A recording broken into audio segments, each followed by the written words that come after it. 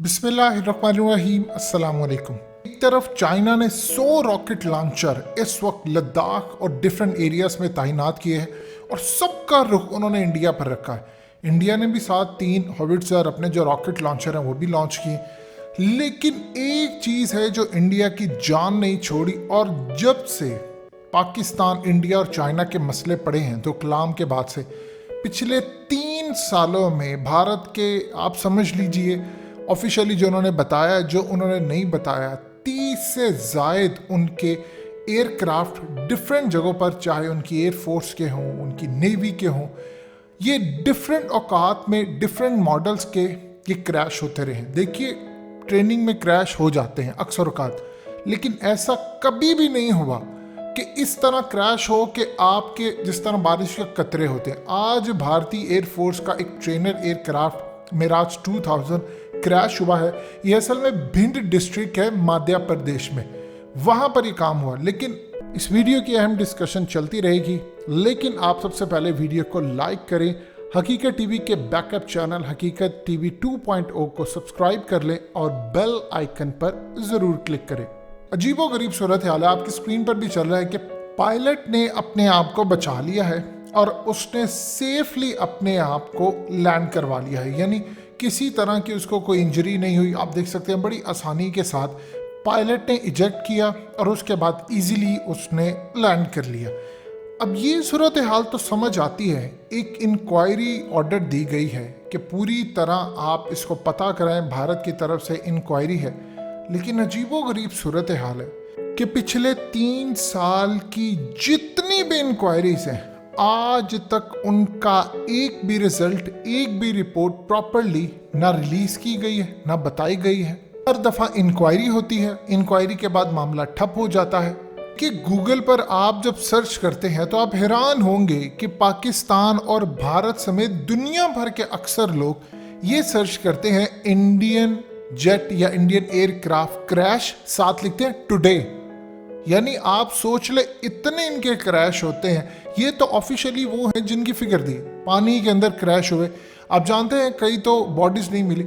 अब इनका असल में पूरी तरह शक हमेशा से जाता है चाइना की तरफ। अब अगर ये सूरत हाल है तो आप देखें कि F-35 भी, ये बेसिकली यूके नेवी के साथ भारत की एक्सरसाइज थी और ये उड़कर आता है इंडियन अरेबियन सी की तरफ, यानी जो मुंबई के पास है। भारतीय बड़ा खुश हुए हैं कि जी हमारी उनके साथ वॉरशिप हो रही है, ये हो रहा है, वो हो रहा है, ये F-35 भी उड़कर आया है, ये तो बहुत फ़ायदेमंद होगा इंडियन एयरफोर्स के लिए। ये तमाम की तमाम चीज़ें अगर इस सूरत हाल के अंदर इनकी एक भी रिपोर्ट मंजर-ए-आम पर आती तो बहुत सारी चीज़ें पता चल सकती थी कि क्या वजह हुई है। कभी हर दफ़ा एक ही कहते टेक्निकल फॉल्ट हो गया, ये हो गया, वो हो गया।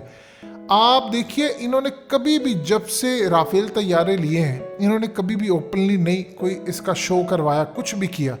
सिर्फ थोड़ा सा खबर ये दे देते हैं या 1-2 मंजर सामने आते हैं जो लद्दाख की साइड पर डिप्लॉय कर दिया, इससे ज़्यादा कुछ नहीं। इनको खतरा ये है और इनके दिमागों में चीज़ बैठी है, जो इनके पास रिपोर्ट्स हैं कि इसके पीछे चाइना की किसी टेक्नोलॉजी का हाथ है। अब ये समझ रहे हैं भारत के अंदर कि अगर हम ओपनली नाम लेते हैं, क्योंकि देखिए ऐसा कभी भी नहीं होता, पाकिस्तान के पास भी बड़े पुराने हैं, लेकिन हमारे इस तरह क्रैश नहीं होते कि बिल्कुल आपके क्रैश हो जाए और आपको पता भी ना चल सके इस बात का कि आपके क्रैश क्यों हो रहा है। हर दफ़ा तो एक टेक्निकल फॉल्ट नहीं आ सका। देखिए, सबको पता है चाइना के पास इलेक्ट्रोमैग्नेटिक पल्स वेपन है। जिन लोगों ने साउथ चाइना सी के अंदर अमरीकी जहाज़ों का पूरा सिस्टम बंद कर दिया था और अमरीकी जहाज़ फ्री फॉल होकर गिरने वाले थे, उन्होंने ऑन किया और साथ फिर उन्होंने वार्निंग जारी की वायरलेस पर। याद कीजिए, आपको ऑडियो भी सुनवाई थी इसकी। उन्होंने कहा कि आप साउथ चाइना सी से निकल जाएं।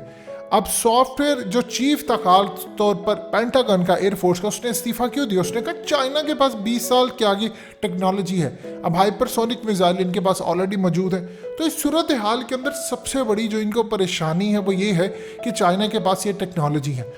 अब आप देखिए, राफेल तैयारे हैं या MiG-21 है या मिराज 2000 है, कुछ भी है, टेक्नोलॉजी को इस बात का नहीं पता। टेक्नोलॉजी ने जब आप पर हमला करना है तो उसने ये नहीं देखना आप बूढ़े हैं, जवान हैं, क्या है, आप नए हैं, पुराने हैं, उसे यहाँ पर हमला कर देना है और आपके जहाज़ और आपके तैयारे बुरी तरह तबाह हो जाने हैं। इस वक्त इनको समझ नहीं आ रही कि हम करें तो क्या करें, हमारे पास ऑप्शन क्या है, हमारे पास चीज़ें क्या है। तो इस सूरत हाल के अंदर भारत में एक पैनिक ऐसा समा है, वो पूछ रहे हैं कि मामला किस तरफ जा रहे हैं।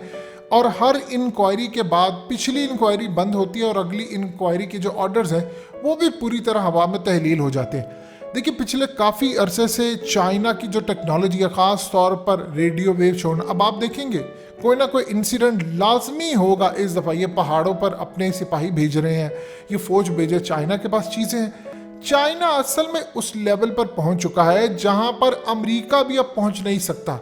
ओपनली अमेरिका ने अभी तक नहीं कहा कि हैवाना सिंड्रोम के पीछे चाइना है, लेकिन एक ऐसी टेक्नोलॉजी जो आपके सीआईए के ऑफिशियल्स इंडिया में बैठे हो, सीक्रेट मीटिंग कर रहे हो, डायरेक्टली आकर उन पर हमलावर हो, या आप कैलिफोर्निया में हो, या आप रशिया में हो, या आप ऑस्ट्रेलिया में हो, तो वहां पर आकर आपके उसी सीआईए के ऑफिशियल को जाकर हिट करे, तो फिर आप समझ रहे उस टेक्नोलॉजी का लेवल क्या। सबसे पहली चीज़ ये है, जो प्रॉब्लम हुई थी कि हालिया सीआईए के चीफ जब इंडिया आए, जब पाकिस्तान के दौरे पर भी आए थे, तो इंडिया में उनके साथ ये वाकया हुआ, यानी अजीबोगरीब सूरत हाल है, पाकिस्तान में नहीं हुआ।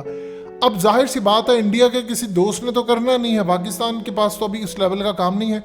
लेकिन प्रॉब्लम सबसे बड़ी ये है कि इंडिया इस चीज़ को समझ रहा है या अमेरिका देख रहा है कि अगर सीआईए का, मिसाल के तौर पर इस टेक्नोलॉजी को पीछे कर दे, सीआईए का चीफ जाता है और कोई एक टेक्नोलॉजी उसके स्टाफ को हिट करती है, तो इसका ये मतलब है कि उनको पहले से खबर थी हम जा रहे हैं।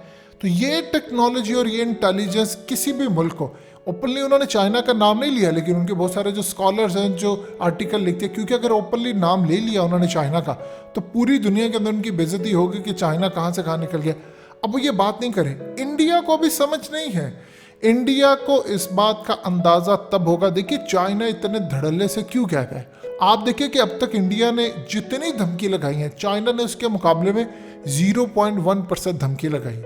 क्योंकि याद रखिएगा, जो पूरी तरह जिनके पेट भरे होते हैं उनको ज़रूरत नहीं होती कि दुनिया को बताने की। जो टेक्नोलॉजी में टॉप लेवल के होते हैं उनको पता होता है कि हम बताएंगे।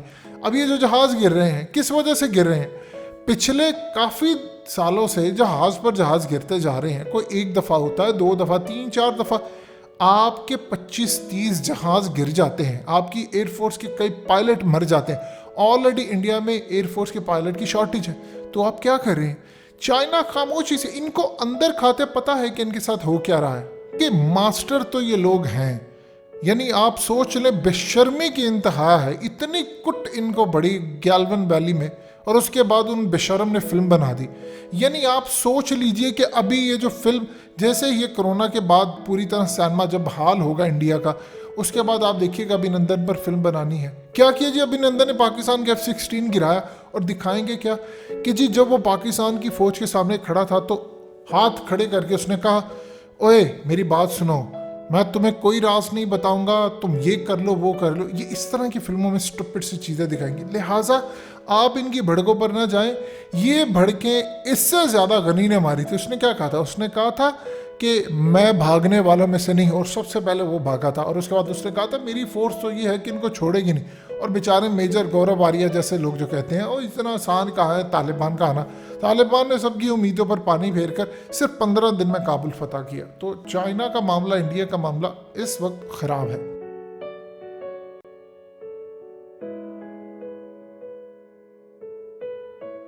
हकीकत टीवी के बैकअप चैनल हकीकत टीवी 2.0 को सब्सक्राइब करना मत भूलिए। वीडियो को लाइक करें, शेयर करें और कमेंट सेक्शन में अपनी राय का इजहार ज़रूर करें।